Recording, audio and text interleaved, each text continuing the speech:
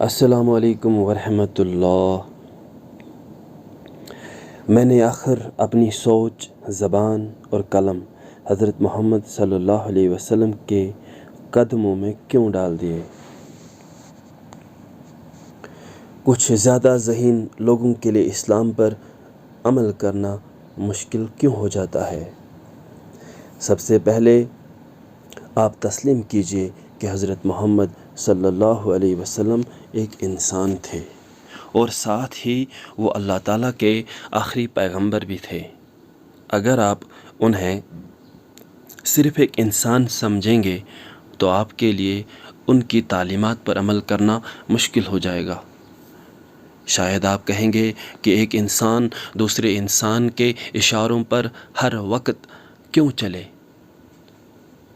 اور اگر آپ انہیں صرف پیغمبر سمجھیں گے تو بھی آپ کے لیے ان کی تعلیمات پر عمل کرنا دشوار ہوگا، کیونکہ جب دین اسلام آپ سے کوئی قربانی مانگے گا تو آپ کہہ سکتے ہیں میں تو ایک عام انسان ہوں، کمزور ہوں، میں اسلام کے ہر حکم پر عمل نہیں کر سکتا، میں شیطان کے وسوسوں میں آ جاتا ہوں، میں کوئی پیغمبر تھوڑی ہوں کہ میں بڑی بڑی تکلیفیں برداشت کر سکوں۔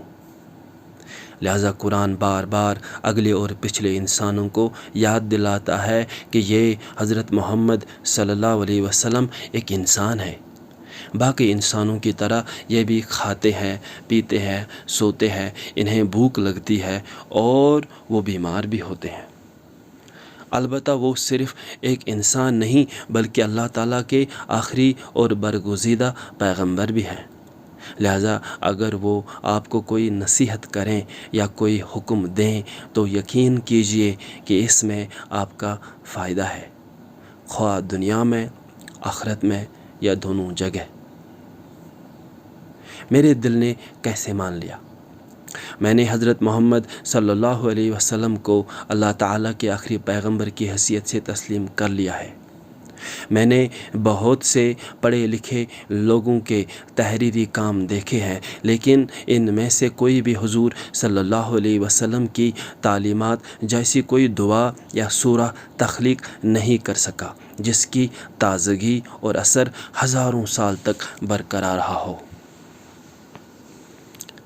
آپ کوئی بھی دعا لیجئے جو حضور صلی اللہ علیہ وسلم نے سکھائی ہے اور اس کے الفاظ و معانی پر غور کیجئے، آپ کو یہ تسلیم کرنا پڑے گا کہ چاہے آپ پروفیسر ہوں، عالم ہوں یا دانشور، آپ ایسی دعائیں خود سے نہیں بنا سکتے۔ اگر آپ خود کو آزمانا چاہیں تو 2-4 دعائیں لکھنے کی کوشش کیجئے، آپ کو خود ہی احساس ہو جائے گا کہ آپ کس معیار کے ہیں، خاص کر اس 21ویں صدی میں۔ کچھ لوگ اعتراض کرتے ہیں کہ حضرت محمد صلی اللہ علیہ وسلم کو کسی استاد نے یہ ساری چیزیں سکھائی ہوں گی۔ ان لوگوں سے میں درخواست کرتا ہوں، کیا آپ کسی اسکول، کالج یا یونیورسٹی میں پڑھنے کے بعد یا سوشل میڈیا پر ہزاروں انسانوں کے لیکچر سننے کے بعد کوئی ایسا مضمون لکھ سکتے ہیں جسے لوگ ہزاروں سال تک اپنے دلوں میں محفوظ رکھیں؟ کیا آپ ایسا کچھ لکھ سکتے ہیں جس کے ایک ایک لفظ پر لوگ مر مٹنے کے لیے تیار ہو جائیں؟ الزام لگانا آسان ہے، لیکن عملی طور پر کوئی شاندار کام کر دکھانا بالکل الگ بات ہے۔ قرآن کے وعدے اور تاریخ کی گواہی۔ قرآن میں جو وعدے کیے گئے ہیں وہ لگ بھگ سارے پورے ہوئے ہیں۔ اگر کوئی جھوٹا انسان ایسے وعدے کرتا تو وقت اسے بھلا دیتا۔ مثلا حضور صلی اللہ علیہ وسلم کے بارے میں فرمایا گیا، آپ کا آنے والا وقت آپ کے گزرے ہوئے وقت سے بہتر ہوگا، لوگ آپ کو آنے والے زمانے میں تسلیم کریں گے۔ آج دنیا کی خبریں پڑھیں تو معلوم ہوگا کہ روزانہ کتنے ذہین لوگ اسلام قبول کر رہے ہیں۔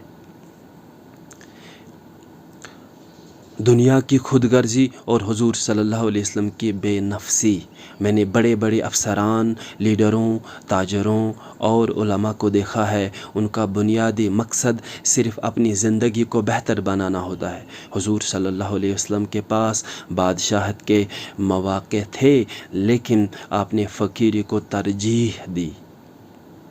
جب آپ ان کی زندگی کا مطالعہ کریں گے تو پتہ چلے گا کہ آپ جیسا ہمدرد غریبوں، محتاجوں، کمزوروں، عورتوں، بچوں اور پسماندہ لوگوں کا خیال رکھنے والا اس زمین پر کوئی نہیں ہوا۔ ہم سب کسی نہ کسی حد تک خود غرض ہے، لیکن حضور صلی اللہ علیہ وسلم نے اپنی زندگی، گھر، شہر اور حتیٰ کہ اپنے دیے ہوئے نظام میں بھی خود غرضی کو کبھی جگہ نہیں دی۔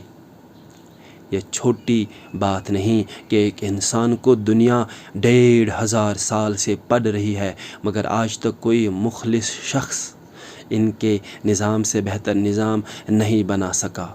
میں یہ باتیں جذبات میں آ کر نہیں کہہ رہا ہوں۔ میں نے حضور صلی اللہ علیہ وسلم کی زندگی کا مطالعہ قریب 25 سال تک ایک سخت ناقد، ایک مسلمان اور ایک غیر مسلم کی نظر سے کیا ہے۔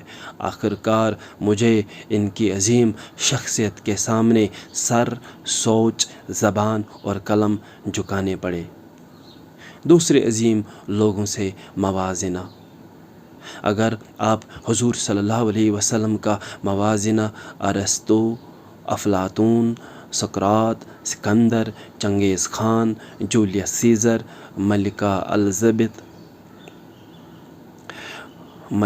Elizabeth, George Washington, Abraham Lincoln, Napoleon, Lenin, Stalin, Mao Zedong, Churchill یا گاندھی جیسے لوگوں سے کریں گے تو آپ کو ماننا پڑے گا کہ حضور صلی اللہ علیہ وسلم دنیا اور آخرت دونوں لحاظ سے سب سے کامیاب انسان ہیں۔ ان کی ہر بات، ہر عمل لوگوں کے دلوں اور کتابوں میں محفوظ ہے۔ آج بھی جو کوئی ان کی تعلیمات پر تحقیق کرتا ہے، اس کے پاس ان پر عمل کرنے کے سوا کوئی چارہ نہیں رہتا۔ یہی وجہ ہے کہ دنیا کے ذہین ترین سائنسدان، پروفیسر، ادیب اور لیڈر اسلام قبول کر رہے ہیں۔ آخری سوال، آپ سے ایک سوال ہے، کیا آپ کو لگتا ہے کہ آپ کی موت کے بعد آپ کے خاندان یا دوست یا آنے والے لوگ آپ کو 100 یا 200 سال تک یاد رکھیں گے؟ کیا آپ نے انسانیت کے لیے کوئی ایسا کام کیا ہے جو آنے والی نسلوں کے دلوں میں زندہ رہیں؟ اگر آپ اپنی ذہانت، طاقت اور کامیابیوں کا موازنہ حضور صلی اللہ علیہ وسلم سے کریں گے تو آپ کو احساس ہوگا کہ آپ کتنا چھوٹے ہیں اور وہ کتنا عظیم ہے۔ اگر آپ حسد، شیطانی وسوسوں یا دنیاوی لالچ کے جال میں نہیں پھنسے ہیں بلکہ سکون اور حقیقی کامیابی چاہتے ہیں تو حضور صلی اللہ علیہ وسلم کی زندگی پر تحقیق کیجئے، مستند کتابیں پڑھیے۔ ایک دن آپ کو بھی تسلیم کرنا پڑے گا کہ اگر اس دنیا میں کوئی بہترین زندگی گزارنے کا طریقہ ہے تو وہ صرف اور صرف حضرت محمد صلی اللہ علیہ وسلم کا بتایا ہوا طریقہ ہے، ورنہ آپ اس دنیا کے بھنور میں گھوم گھوم کے پاگل ہو کر رہ جائیں گے۔ اور ہاں، آپ ان پڑھ اور نادان مسلمانوں کو دیکھ کر اسلام کے بارے میں رائے قائم نہ کریں، بلکہ اسلام کی مستند کتابوں کو سمجھ کر اس کے بارے میں فیصلہ کریں۔ میری تحقیق اور مشاہدے کے مطابق آج کے دور میں دینی اسلام کے سب سے بڑے دشمن یہی ان پڑھ اور نادان مسلمان ہیں۔ ان کا حضرت محمد صلی اللہ علیہ وسلم کی اصل تعلیمات کے ساتھ کوئی دور تک بھی تعلق نہیں ہے۔ یہ لوگ ہر وہ کام جس کا حکم یا طریقہ حضور صلی اللہ علیہ وسلم نے بتایا ہے صحیح طور پر ادا نہیں کرتے۔ یہ لوگ اسلام کے خوبصورت باغ میں کوڑا کرکٹ کے مانند ہے۔ انشاءاللہ عنقریب اللہ تعالیٰ اس اسلامی باغ سے اس کوڑے کرکٹ کو دور کر دے گا، پھر اس باغ میں نئے پودے اور نئے خوشبودار پھول کھلیں گے جو اسلام کی حقیقی روح کو اجاگر کریں گے۔ یہ لوگ اسلام کے خوبصورت باغ میں کوڑا کرکٹ کی مانند ہے۔ انشاءاللہ عنقریب اللہ تعالیٰ اس اسلامی باغ سے اس کوڑے کرکٹ کو دور کر دے گا، پھر اس باغ میں نئے پودے اور نئے خوشبودار پھول کھلیں گے جو اسلام کی حقیقی روح کو اجاگر کریں گے۔